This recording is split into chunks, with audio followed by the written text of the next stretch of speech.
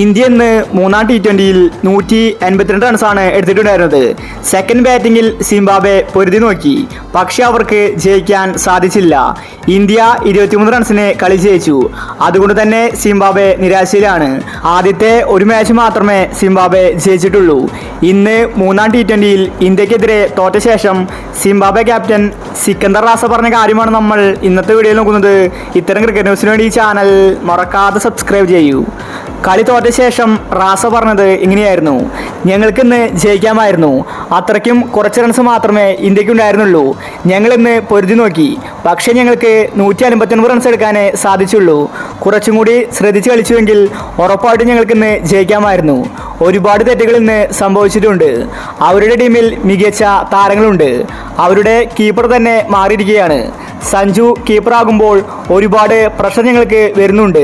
ഞങ്ങൾക്കിപ്പോഴും ആത്മവിശ്വാസമുണ്ട്. ഇനി ബാക്കി 2 T20 ഉണ്ട്. ആ 2 T20യിലും ജയിച്ച് ഞങ്ങൾ പരമ്പര തിരിച്ചു പിടിക്കും. നിലവിലിപ്പോൾ 2-1 ഇന്ത്യ മുന്നിലാണ്. അതുകൊണ്ട് ഇനി കാര്യങ്ങൾ ശ്രദ്ധിച്ചു നീക്കണം. അടുത്ത മത്സരത്തിൽ ഒരുപാട് മാറ്റങ്ങൾ ടീമിൽ വരുത്തും. ഞങ്ങൾ മികച്ച രീതിയിൽ മുന്നോട്ട് പോകുമെന്ന് സിക്കന്ദർ റാസ വ്യക്തമാക്കി. സിംബാബ്വെ നിരാശയിലാണ്.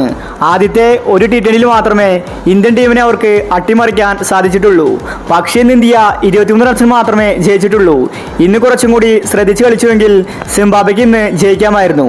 ഇന്നത്തെ മാച്ചിൽ സഞ്ജു കളിക്കാൻ ഇറങ്ങിയിട്ടുണ്ടായിരുന്നു. അവസാനത്തെ 2 ഓവറിലാണ് സഞ്ജു ഇറങ്ങിയത്. അതുകൊണ്ട് സഞ്ജുവിനെ കളിക്കാൻ സാധിച്ചില്ല.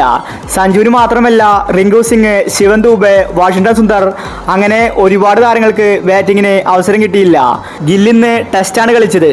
49 ബോളിൽ നിന്ന് 66 റൺസ് എടുത്തു. ബാക്കി ആർക്കും തന്നെ ബാറ്റിങ്ങിന് അവസരം കൊടുത്തില്ല. സെൽഫിഷ് കളിയാണ് ഗില്ലിന്ന് പുറത്തെടുത്തത്. അതുകൊണ്ട് തന്നെ സോഷ്യൽ മീഡിയയിൽ ഗില്ലിന്ന് ട്രെൻഡിങ് ആണ്. അപ്പോൾ ഇത്തരം ക്രിക്കറ്റ് ന്യൂസിന് വേണ്ടി ഈ ചാനൽ മറക്കാതെ സബ്സ്ക്രൈബ് ചെയ്യൂ.